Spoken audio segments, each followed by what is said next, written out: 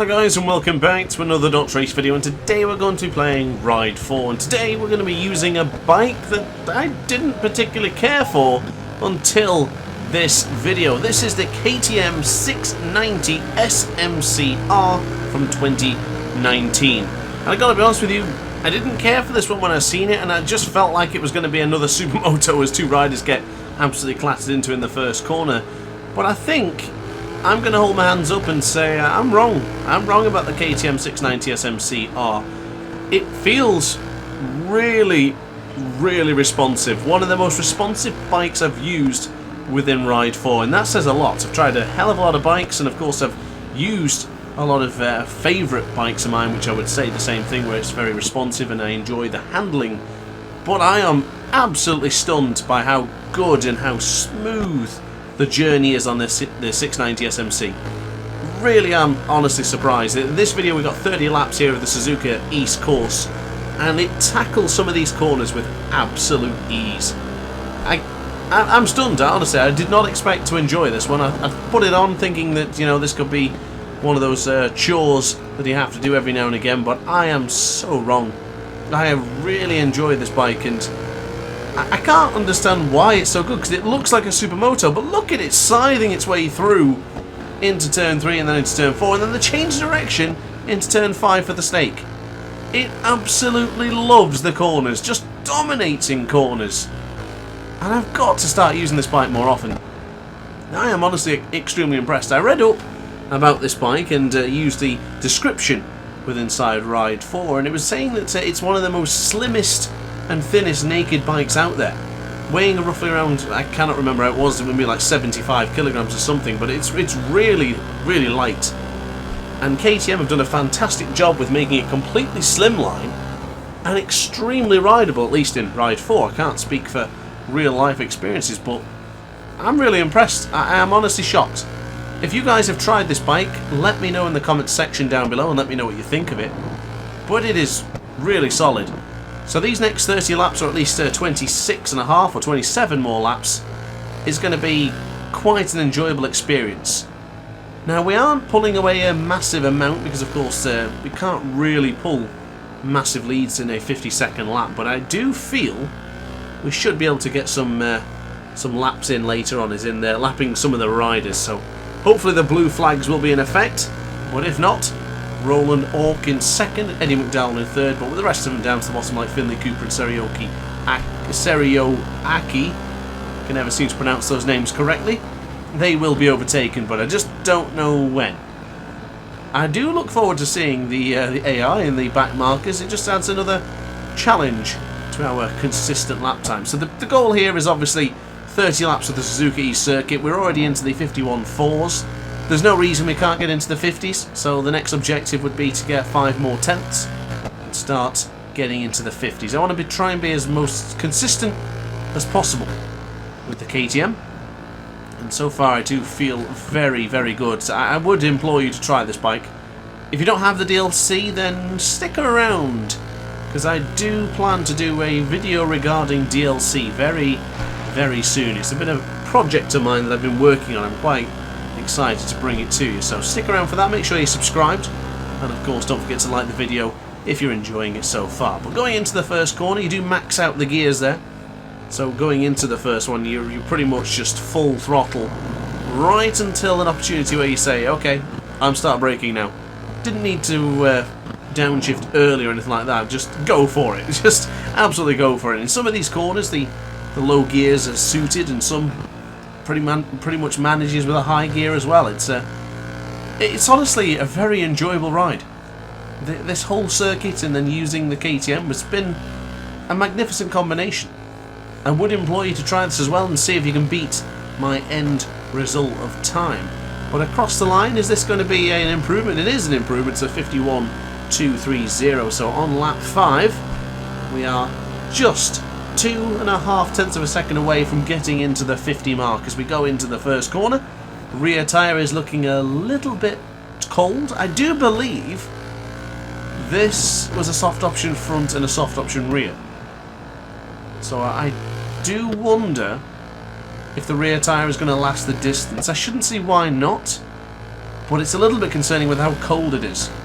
We're just approaching 10 to 11, 5 to 11 with how quickly the time is going in the bottom left hand corner of your screen.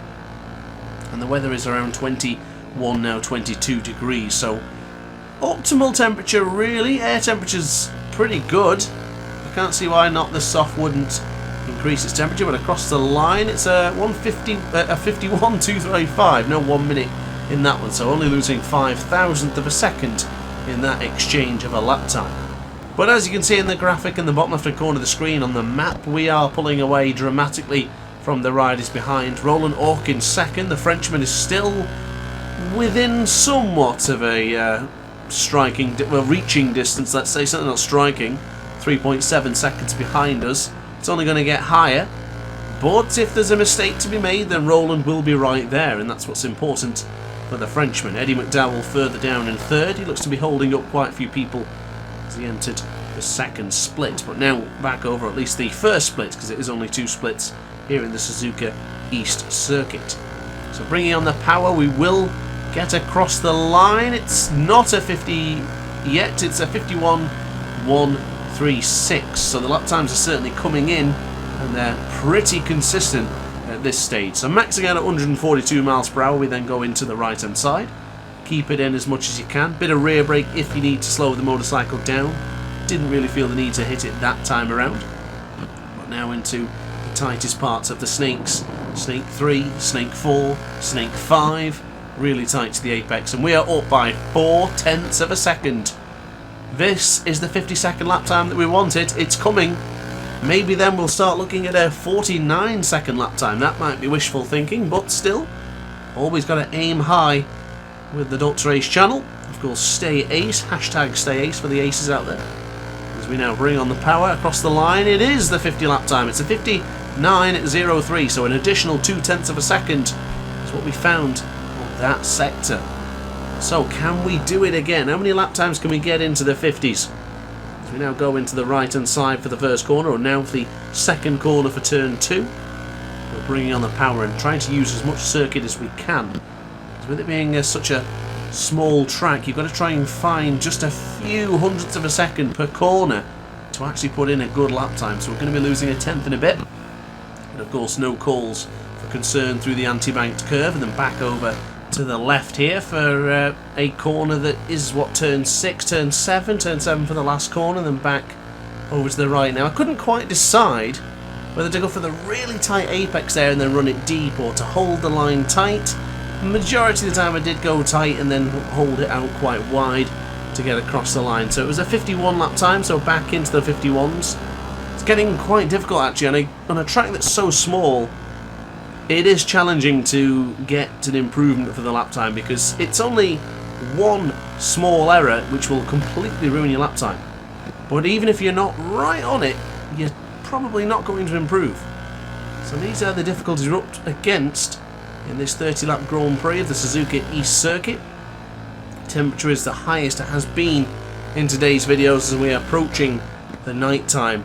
Now I don't know if we're going to get 2 cycles a night like we did in the previous video. I think that was in Cadwell Park. Oh, that was tight to the apex, and I thought it was going to be curtains for us as we get too close to the grass, but across the line it's another 51, a 51.037, so the consistency definitely paying off at this stage. Now, of course, I did look into the poll recently, and it seemed that you guys quite liked the longer videos here in Ride 4, so I'm happy to bring you back another longer video. This one should probably be around a good 20 minutes or so, 25 maybe, considering how much laps we take away, or excuse me, how much time we take away compared to the lap. So, for example, 50 seconds, call it 51 seconds, almost a minute per lap. So, yeah, 30 laps, 30 minutes could be a nice length for the aces out there. So I do hope you enjoy this sort of longer style commentary sessions. And now we go into the last corner. The temperature has started to dip. Nighttime is beginning to loom. How are we going to start losing time? Back into the 50-second mark. So 50-second 9.69. Getting into the thicker things again. Getting into the rhythm.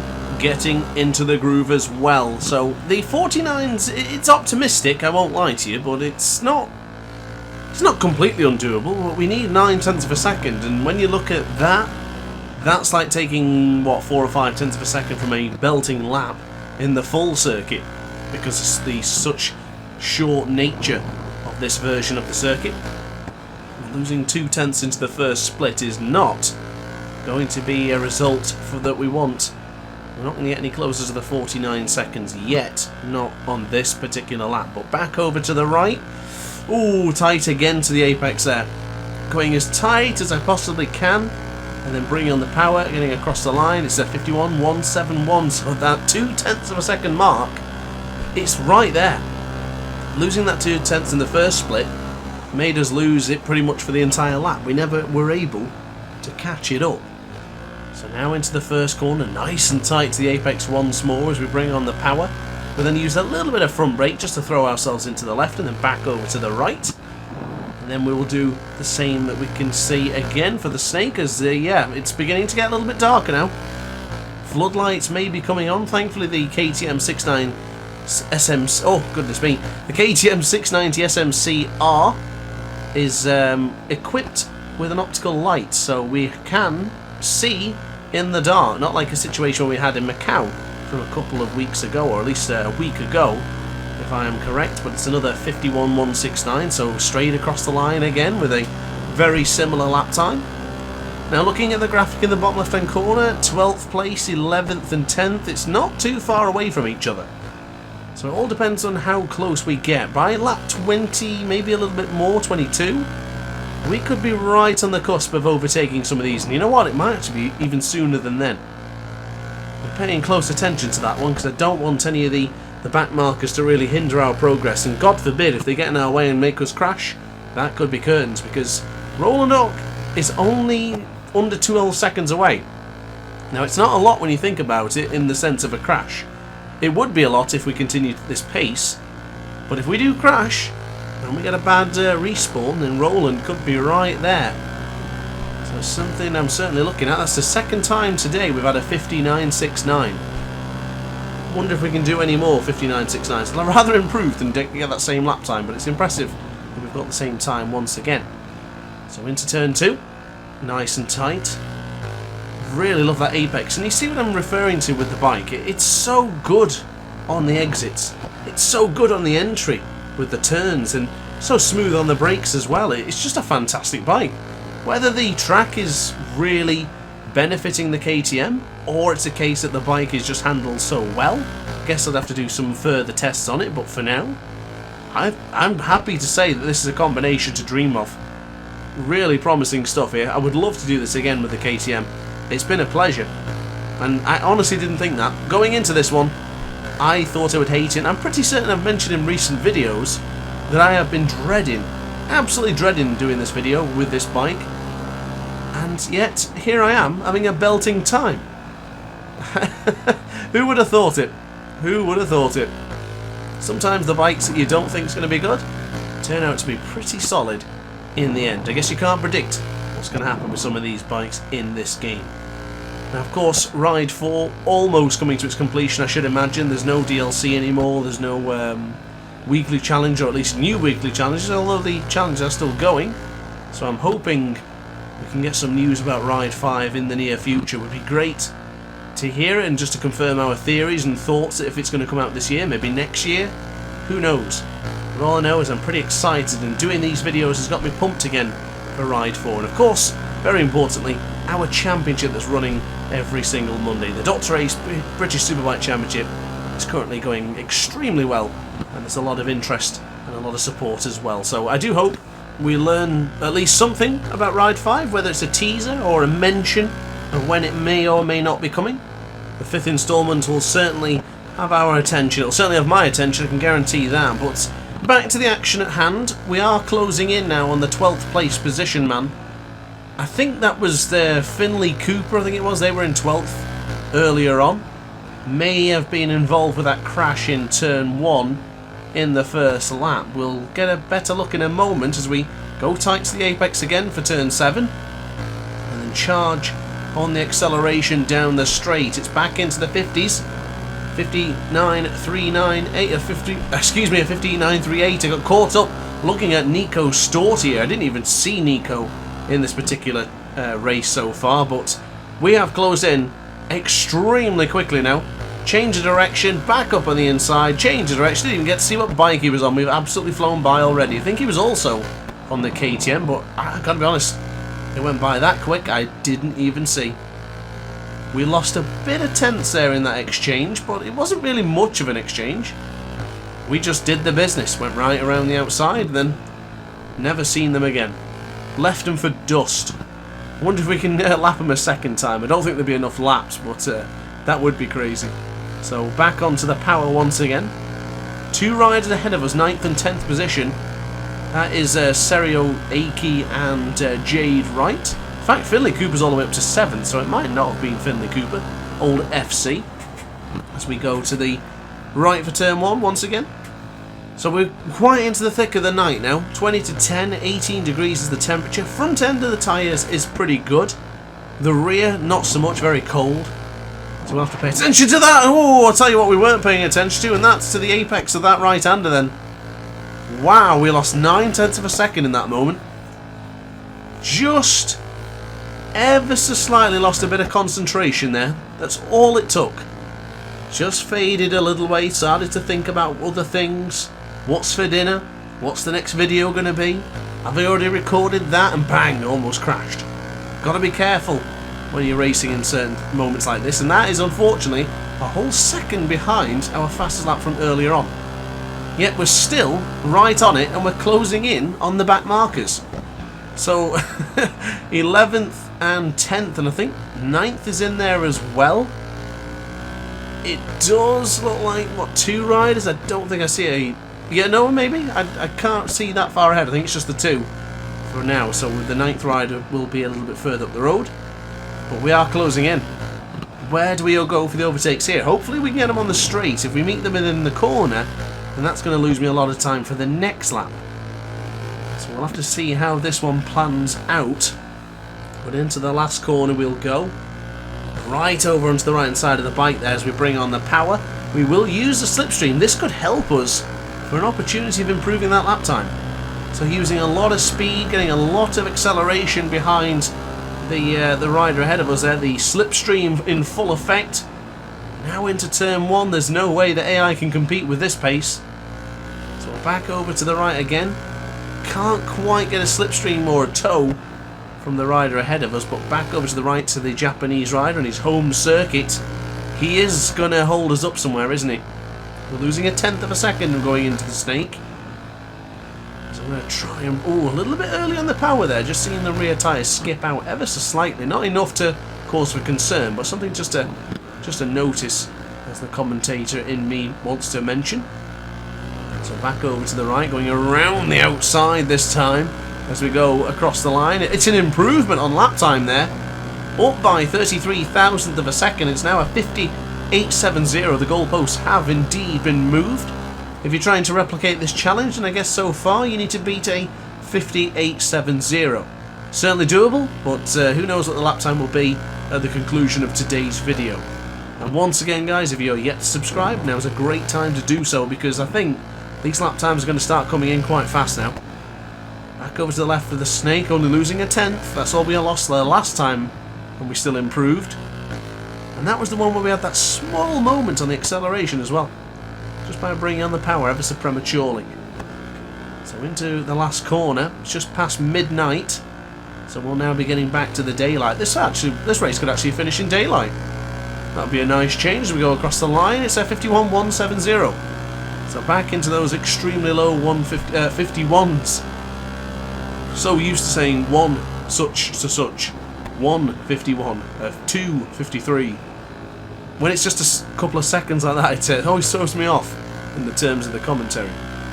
Now, ahead of us, there is a big bundle of riders here.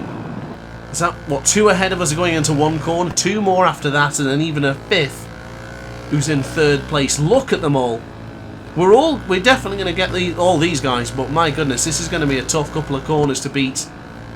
We're not going to beat them all on the straight. We're going to have to go into turn 1, then 2, and then 3, and hopefully we can dispatch them all on that lap. Pretty impressive if we can, but here we go then, across the line. It's another 51-second lap. Kazoo Wakey, Finley Cooper, Eddie McDowell, Nathan Hammer, I can't pronounce that one, the Japanese rider ahead of us, and Chen Shi. I miss Chen Shi actually. So we've got Yoko Fujikawa, I've seen him before. So now into the left, where we're going to get held up here big time. I might just have to go for it. Be brave, be bold, back up at the inside of the Kawasaki, beautifully done, that was right on cue. But now Chen Shi and Hirokazu Morikawa, we're going to have to try and go into the change of direction. This is going to be bold again to the left-hand side and then back over to the right. Ooh, certainly thought about a lunge there, but I think that would have been curtains for the pair of us. So we do need to get through, but there's no need to be extra aggressive, of course. So we're already up into 4th place plus 1st position, and now ahead of the rider in 5th or 4th. I cannot even work this out anymore. All I know is that we've passed them. And that was effortless. We had the temerity to get through, and it looked pretty clean when we did it. How many more laps will it take us to catch these guys up? I'd say we'll be there by lap 7. Turn 7, which is pretty much the last one. So we're on it once again. We're losing 0.3 of a second though, so that 49-second mark I think is a little bit too optimistic. Doesn't seem too bad when you've just put in those couple of lap times, but after you keep on putting the consistent same pace in over and over again and you realise, yeah, I don't think that lap time's going to come. Might be able to change a few settings here and there, but it's not something I tend to do in Ride 4. Of course, if you're looking for suspension settings and whatnot, I am not your man. I don't change anything when it comes to Ride 4. So back over to the right. Turn 1 it is. 14 degrees is the air temperature now, so no wonder that rear tyre is cold as ice. As we now go to the left hand side, we use a little bit of front brake just to bring in the gap. Back over to the right hand side for the snake, and then we'll go for the left here. This is going to be a bold move. Oh, I thought about it, but finally managed to make my way through. Not how I would have wanted it, and I think we carried a lot of speed there. Could have potentially been an improvement on the lap time, but it's really not that important, is it? So into the final corner, we have caught up to Finley Cooper. Get this speed on the straight, get up that extra draft, and we should have a nice launch going into turn 1. 51 second again for us right now at the stage of this Grand Prix. We'll have 4 laps remaining. So here we go then, into turn 1. Do we catch Finley up by the snake or a little bit earlier than that? Very tight to the apex, careful upon the acceleration. We've caught him up already. It will be the snake. Is it going to be the change of direction like we did earlier on to the Kawasaki? You better believe it. Up on the inside. Nicely done. Just losing 0.3 of a second in the first split. I think where we're losing that time is into the first corner. Not very consistent in that first bit. I do feel good going into the first corner, but I just don't feel very consistent. Can't really decide where the best place is to brake or to position for the next couple of corners. Something to mention that Roland Ock has now got through on Nico Storti, so I don't know what bike Storti chose, but they're not having a great lap or a race. They're just right there at the back in 12th place. They're going to be, what, 1 minute and 40 seconds behind by the end of this one? Well, not quite that much actually, because that means we would have lapped them twice. But they're going to be pretty far behind after all is said and done. But we are seeing some daylight once more, down by 0.2 of a second, so the daylight hasn't quite given us the advantage that we need yet, but we're still on it. And a 3rd place is actually still keeping up with us somewhat. Still relatively in there, and we haven't been dropping any pace. So that means the rider in 3rd has started putting in some good lap times, probably following us close by to get an inspiration and a motivation to continue to push. But into the penultimate lap then. This will be the second to last lap, of course, of today's video. I do hope you've enjoyed this one so far as we go back over to the right, using a little bit of rear brake, just a few taps to slow the bike down.